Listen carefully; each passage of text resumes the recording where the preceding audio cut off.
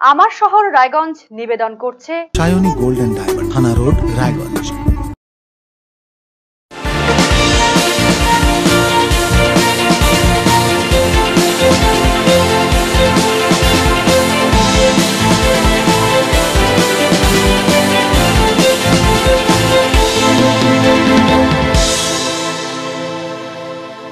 নমস্কার, দেখছেন আরসিটিভি সংবাদ আমার শহর রায়গঞ্জ নিয়ে আপনাদের সঙ্গে আমি রয়েছি রিজু।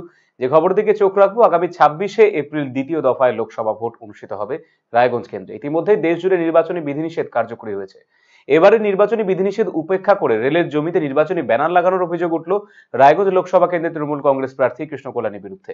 এই অভিযোগে সরব হয়েছে জেলা বিজেপি নেতৃত্ব। দলের জেলা সভাপতি বাসুদেব সরকার জানিয়েছেন, নির্বাচনী বিধিনিষেধ উপেক্ষা করে রেলের সরকারি জায়গার ওপর প্রচারমূলক ব্যানার লাগিয়েছে তৃণমূল, যা বেআইনি। এই বিষয়ে নির্বাচন কমিশনের কাছে অভিযোগ জানাবে বিজেপি। অন্যদিকে তৃণমূল কংগ্রেস প্রার্থী কৃষ্ণ কল্যাণী বলেছেন, ওই ব্যানার নির্বাচন ঘোষণার আগেই লাগানো হয়েছিল। বিষয়টি নজরে এসেছে, কমিশনের নিয়ম মেনে দ্রুত ব্যানার সরিয়ে ফেলা হবে বলে জানিয়েছেন কৃষ্ণ কল্যাণী। এবং রায়গঞ্জের তৃণমূলের প্রার্থী model code of conduct MCC লাগু হয়ে গেছে নির্বাচন ঘোষণা হয়ে যাওয়ার পর। তারপরেও সরকারি জায়গায়, রেলের জায়গায় তিনি তার নির্বাচনী প্রচার, নির্বাচনী হোর্ডিং ইত্যাদি লাগাচ্ছে। আইনকে বুড়ো আঙুল দেখিয়ে এই ধরনের কাজ একমাত্র তৃণমূলীরাই করতে পারে। তৃণমূলের কাছেই এটা এক্সপেক্টেড। আমরা নির্বাচন আয়োগে এই বিষয়ে কমপ্লেন জানাবো।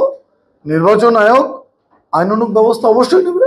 স্টেশন সংলগ্ন যে সমস্ত এমপি ল্যাডে ডেভেলপমেন্টের কাজ হয়েছে, সেখানে বিজেপির এমপির ছবি লাগানো আর সেই কাজের উল্লেখ রয়েছে, সেটাকে পর্যন্ত ঢেকে দেওয়া হয়েছে মডেল কোড অফ কন্ডাক্টের দরুন।